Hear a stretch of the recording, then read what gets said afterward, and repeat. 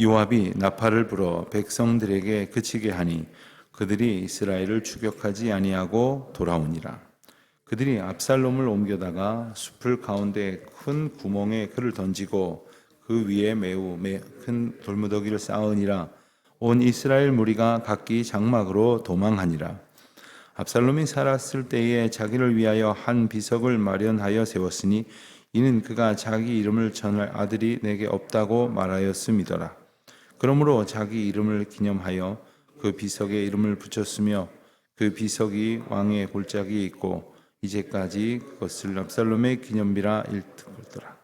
사독의 아들 아히마아스와 이르되 청하건대 내가 빨리 왕에게 가서 여호와께서 왕의 원수 갚아 주신 소식을 전하게 하소서. 요압이 그에게 이르되 너는 오늘 소식을 전하는 자가 되지 말고 다른 날에 전할 것이니라.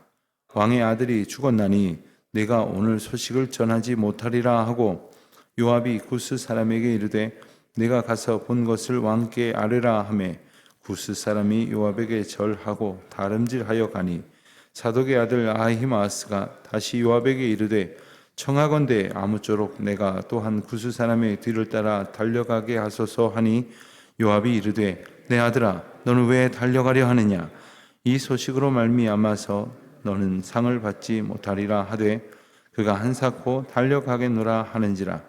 요압이 이르되 그리하라 하니 아히마아스가 들길로 다름질하여 구스 사람보다 앞질러 가니라. 아멘. 이스라엘을 다스리던 다윗에게 반역한 압살롬의 군대가 날이 갈수록 불어만 갔습니다. 그리고 그 세력은 점점 커졌고 이제 마침내 다윗의 세력, 즉 다윗 왕과 그를 따르는 사람들을 완전히 제압할 수 있을 만한 그러한 기대를 갖는 지경에 이르렀습니다. 그리고는 일전을 불사하게 됩니다. 그런데 이 전쟁은 어제도 말씀 시간에 잠깐 나눴지만 여느 전쟁과는 달랐습니다. 여느 전쟁은 땅을 차지 위한 것이라거나 아니면 사람을 빼앗아 종을 삼기 위해서라거나 혹은 상대방이 가지고 있었던 물자를 빼앗기 위해서 전쟁을 하는 것이 보통이었지만 이 전쟁은 이 권력을 잡는 것이 목적이었습니다. 즉 다윗이 가지고 있는 권력을 빼앗으려는 압살롬과 이 빼앗으려는 압살롬으로부터 이 권력을 지켜내려는 다윗의 싸움이었습니다. 그러니 간단히 말하면 우두머리를 제거하면 모든 것이 괴멸되는 것과 같은 그런 전쟁이었습니다. 그러니 압살롬의 군대는 모든 화력을 다윗에게 집중하려고 했고 그러는 가운데에 압살롬은 이 부하들의 조언을 받아서 전장에 나아가지 않으므로 그 화를 미연에 방지할 수 있었습니다. 그러나 우리가 어제 본문에 본 대로 보면 압살롬의 군대가 훨씬 더 많은 병력을 가지고 있었고 그리고 더 강력한 힘을 가지고 있다고 객관적으로 볼 수밖에 없었지만 하나님께서 이 전쟁에 개입을 하셨습니다. 그 증거가 바로 압살롬이 죽임을 당하게 되는 그 과정입니다. 압살롬은 이제 노새를 타고 달려가다가 자기 머리 위로 지나가는 그 나뭇가지에 자기가 자랑처럼 여겼던 그 풍성한 머리카락이 걸려서 그만 이도저도 못하고 대롱대롱 매달리는 그러한 신세가 되었습니다. 어떻게 두 팔로 어떻게 해볼 수도 없을 만큼의 그러한 어려운 상황이 되어버렸습니다. 결국 그것을 본 병사가 요압에게 보고를 하였고 요압이 다른 병사들과 함께 와서 이제 무참히 죽여 압살롬은 결국 숨이 끊어지고 말았습니다. 그 또 하나의 증거가 뭐냐 하면 오늘 말씀 앞선 이제 8절의 말씀을 보면 7절부터 보겠습니다. 거기서 이스라엘 백성이 다윗의 부하들에게 패하매 그날 그곳에 전사자가 많아 2만 명에 이르렀고 그 땅에서 사면으로 퍼져 싸웠으므로 그날의 수풀에서 죽은 자가 칼에 죽은 자보다 많았더라. 자, 이스라엘 백성이라는 말은 이제 압살롬을 따르는 사람들이고 다윗의 부하들은 다윗을 따르는 사람들입니다. 전쟁 가운데에 다윗의 부하들이 이스라엘 백성들, 즉 압살롬을 따르는 사람들을 많이 무찌르게 되었는데 전사자가 2만 명에 이르렀다고 했습니다. 엄청난 숫자입니다. 그 2만 명이나 되는 사람이 죽었는데 8절에서 덧붙이기를 수풀에서 죽은 자가 칼에 죽은 자보다 많았더라. 칼에 죽었다라고 하는 얘기는 다윗의 군대에게 죽임을 당했다는 이야기인데, 다윗의 군대가 죽인 이스라엘 백성들보다 수풀에서 죽은 자, 수풀에서 어떤 일이 벌어졌을까요? 아마도 뭐 그 가운데에서 넘어지거나 혹은 굴러 떨어지거나 그 가운데에서 부딪히거나, 다윗의 칼이 아님에도 불구하고 많은 사람들이 죽었다고 하는 것은 하나님께서 개입하셨다고 볼 수밖에 없는 증거입니다. 하나님께서는 종종 하나님 방법이 아니면은 도무지 이길 수 없는 전쟁을 이기게 하시는 다양한 역사를 이루어 가셨다고 하는 사실을 우리는 구약 성경에서 보지 않습니까? 그렇게 다윗의 군대는 압살롬의 군대를 무찔렀으며, 또한 압살롬은 죽임을 당했습니다. 사실상 전쟁은 끝이 났습니다. 무엇보다도 더 많은 수를 가지고 있었던 압살롬의 잔당들은 이리저리 다 도망갔습니다. 17절 하반절에 보니까 이스라엘 무리가 각기 장막으로 도망하였다. 그리고 더 이상 전쟁은 멈추게 되었습니다. 요압이 나팔을 불어서 전쟁이 끝났음을 선언을 하고, 그리고 이 전쟁이 수습의 국면으로 접어듭니다. 우선 그들은 17절에서 본 것처럼 죽은 압살롬의 시신을 옮겨다가 어떻게 처리할까? 오늘 본문을 보면 숲을 가운데에 큰 구멍이 있었는데 거기다 그를 던지고 매우 큰 돌무더기를 쌓으니라.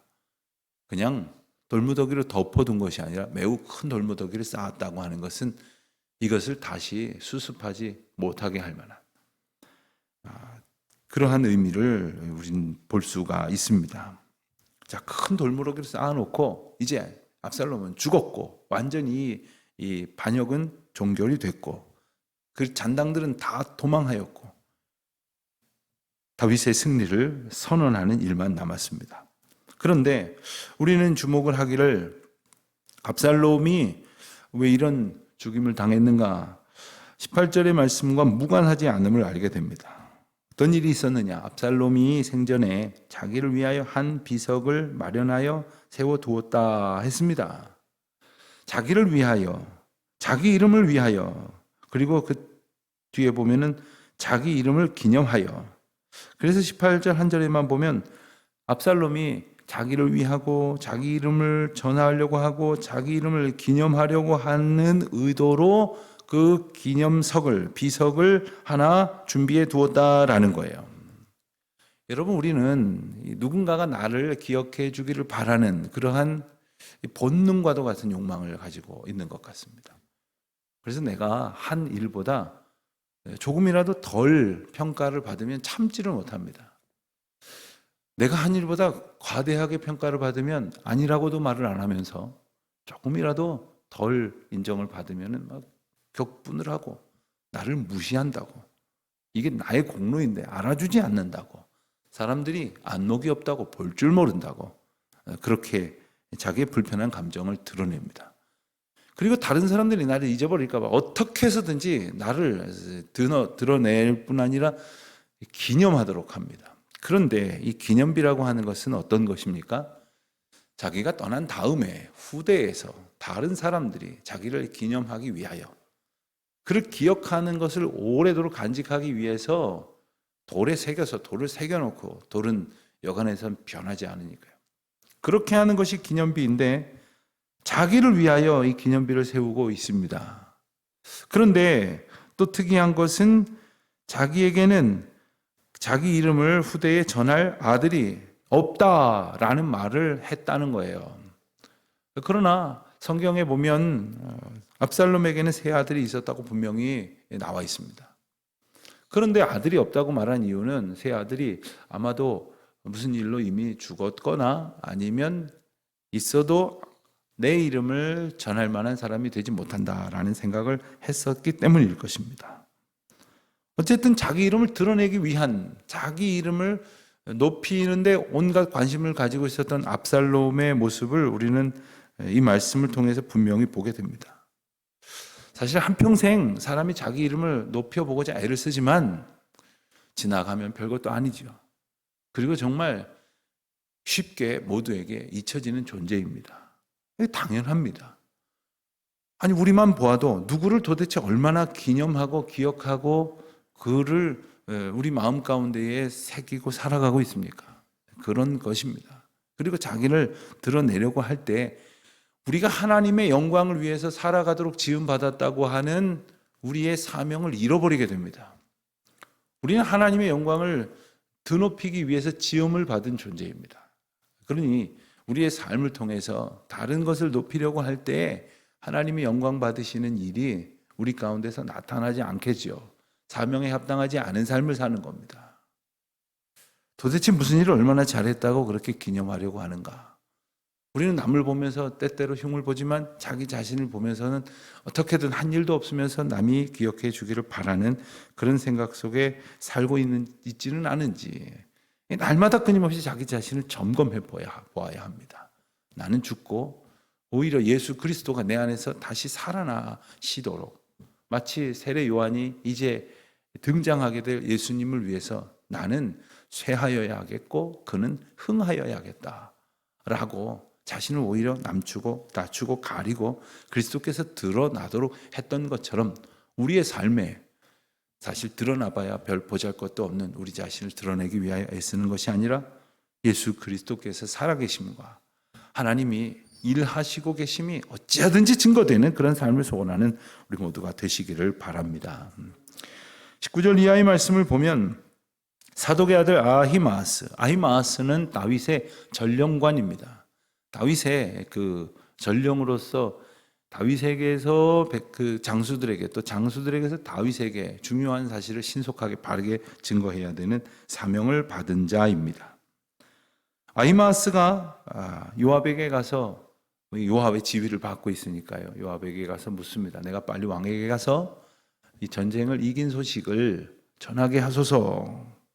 그러면서 표현하기를 여호와께서 왕의 원수 갚아주신 소식을 전하게 하소서. 말이 맞습니다. 분명히 맞습니다. 왕에게 있어서 쿠데타, 반역이 일어났다는 것은 참혹한 그런 불행한 소식이었고 그리고 이 모든 전쟁을 주관하시는 하나님께서 결국 압살롬의 반역을 패하셨으니 하나님께서 다윗 왕의 원수를 갚아주신 소식이 맞습니다. 그러나 다른 측면에서 보면 왕의 입장에서는 반역자들이 진압됐다는 소식이기도 하지만 당신의 아들이 죽었습니다라는 소식이기도 했습니다. 요압은 그 다윗의 마음을 모르지는 않았습니다. 비록 알고도 압살롬을 죽이는 자기 판단에 따른 행동을 했습니다마는 그것이 다윗에게 미쳐질 슬픔과 아픔을 그는 모르지 않았습니다. 그래서 20절에 보면 내가 오늘 소식을 전하지 못하리라. 이 소식을 내가 오늘 전하려 하지 마라. 좋은 소식이 아니거니와 이 소식으로 인하여 22절 하반절에 보면 이 소식으로 말미암아 너는 상을 받지 못하리라. 자, 전령관으로서 이 소식을 전해야 하는 입장에서 전쟁에서 이겼습니다라는 소식을 전하는 것이 가장 자기에게 기쁨이 되고 자기가 전할 수 있는 가장 좋은 소식이라고 생각을 했을 것입니다. 큰일 났습니다. 왕이시여, 우리 병사들이 다 죽음을 당했습니다. 몰사했습니다. 이런 소식을 전하는 것보다 얼마나 기쁨이 됩니까? 당연히 이 소식을 전함으로써 왕에게 칭찬도 듣고 상도 받고 인정도 받으려고 했었던 생각이 있습니다. 그는 한마디로 열심히 있었던 사람인 것 같습니다.